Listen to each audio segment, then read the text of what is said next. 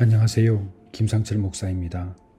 오늘은 로마서 8장 28절 말씀을 통해 고난의 디딤돌 딛고 오르자 라는 제목으로 새벽 묵상을 하도록 하겠습니다. 제가 본문을 읽겠습니다. 우리가 알거니와 하나님을 사랑하는 자 곧 그의 뜻대로 부르심을 입은 자들에게는 모든 것이 합력하여 선을 이루느니라. 아멘. 당나귀가 비눗물에 빠졌습니다. 그래서 농부는 그 당나귀를 구하기 위해서 무던히 애를 썼는데 슬프게 울부짖는 당나귀를 구할 방법이 없었습니다. 왜냐하면 당나귀도 늙어서 힘이 없었고 때마침 그 우물도 파묻으려고 했던 터라 여러 모양으로 좀 좋지 않았습니다. 그래서 노력 끝에 농부는 단념을 하고 어쩔 수 없이 동네 사람들에게 도움을 청했습니다. 어떤 도움을 청했냐면은 그냥 메워버리는 거죠. 당나귀도 포기하고 그 우물도 포기하는 이제 그것 때문에 도움을 청했습니다. 동네 사람들은 그 청을 듣고 우물을 파묻기 위해서 각자 삽을 들고 와서 흙을 파서 우물을 메워갔습니다. 그때 당나귀는 더욱더 울부짖었습니다. 그런데 조금 지나자 웬일인지 당나귀가 잠잠해졌습니다. 그래서 동네 사람들이 궁금해서 우물 속을 들여다보니까 놀라운 광경이 벌어지고 있었습니다. 당나귀는 위에서 떨어지는 흙더미를 털면서 이렇게 바닥에 떨어뜨렸습니다. 그리고 발밑에 흙이 쌓이게 되고 당나귀는 그 흙더미를 타고 점점 높이 올라오고 있었습니다. 그렇게 해서 당나귀는 자기를 묻으려는 흙을 이용해서 무사히 그 우물에서 빠져나올 수 있었습니다. 참 희한하죠.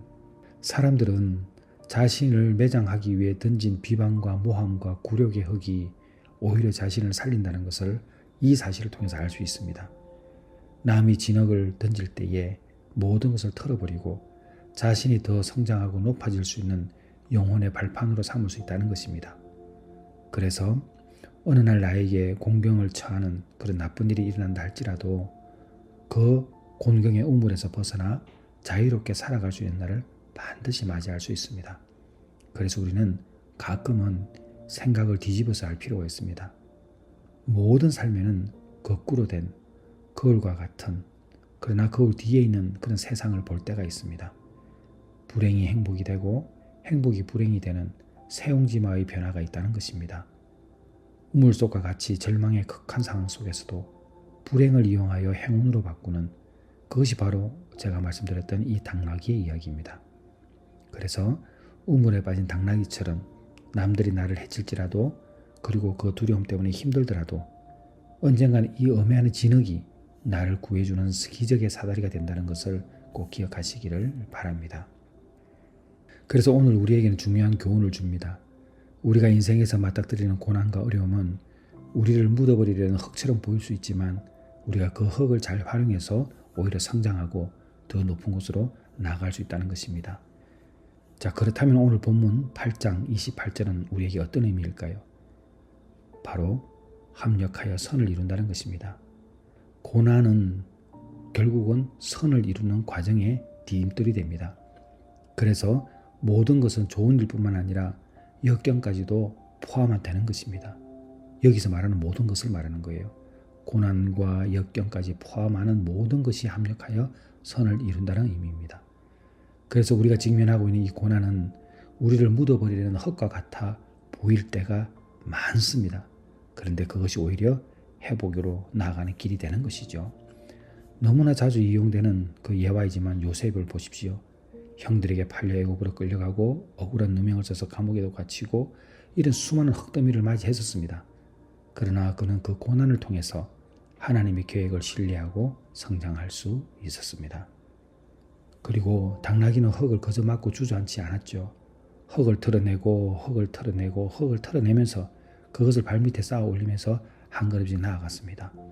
우리도 인생에서 진짜 흙더미가 몰려올 때 비난과 좌절, 실패 이런 흙더미가 몰려올 때 털어내면서 다시 일어서는 것입니다. 바울은 복음을 전하다가 감옥에 갇히는 신세를 겪었습니다. 그러나 바울은 낙심하지 않았고 오히려 그곳에서 기도하며 찬송했습니다. 하나님께서는 그의 믿음을 통해 옥문도 여시고 그 옥문을 지켰던 간수와 그의 가족을 구원하셨습니다. 이처럼 우리는 삶에서 던져지는 흙은 우리가 멈추게 하려는 사탄의 전략일 수 있기 때문에 흙을 털어내고 한 걸음 한 걸음 올라갈 때 하나님께서 새로운 길을 여실 것입니다. 그리고 우물 속에 있던 당나귀가 흙을 디딤돌로 삼았던 이유는 상황을 다르게 보았기 때문입니다. 마찬가지로 우리의 고난도 하나님의 입장에서 볼 때는 축복의 도구로 반드시 바뀝니다. 왜 당나귀가 흙을 디딤돌로 삼을 수 있었느냐?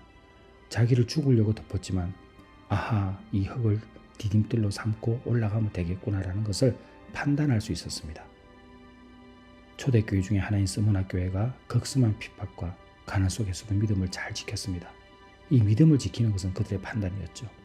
그래서 예수님께서는 그들에게 너희는 환난 중에서도 부유하다라고 칭찬하시면서 생명의 관을 약속하셨습니다.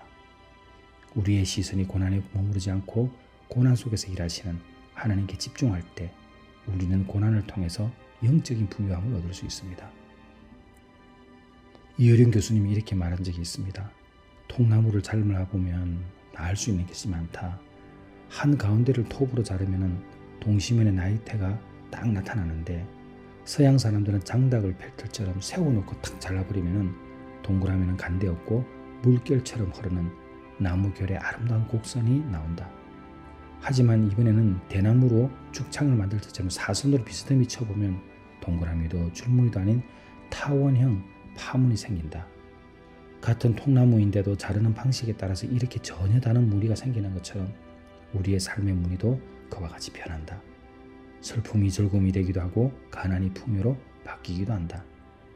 우리는 복음을 품고 희망을 가지면 화가 복으로 변하고 슬픔이 기쁨으로 변하는 이 삶의 원칙을 깨닫게 된다는 의미로 말씀하셨습니다. 사랑하는 성도 여러분, 우리는 당나귀처럼 우물에 빠져서 죽을 고비에 놓일 수도 있습니다. 그러나 당나귀가 흙더미를 털어내고 그것을 디딤돌로 삼았던 것처럼 우리 역시 억울한 일이 있고 슬픈 일이 있다 할지라도 그 고난의 흙더미를 털어내면서 디딤돌로 삼아 일어날 수 있기를 주님의 이름으로 축원합니다. 기도하겠습니다. 하나님 아버지, 당나귀가 흙을 디딤돌로 삼을 수 있었던 것처럼 우리 역시 모든 것이 합력하여 선을 이룬다는 그 말씀에 의지해서 고난도 슬픔도 기꺼이 담내해 나갈 수 있도록 도와주시옵소서. 결코 포기하지 않도록 도와주시옵소서. 예수님의 이름으로 기도드렸사옵나이다. 아멘.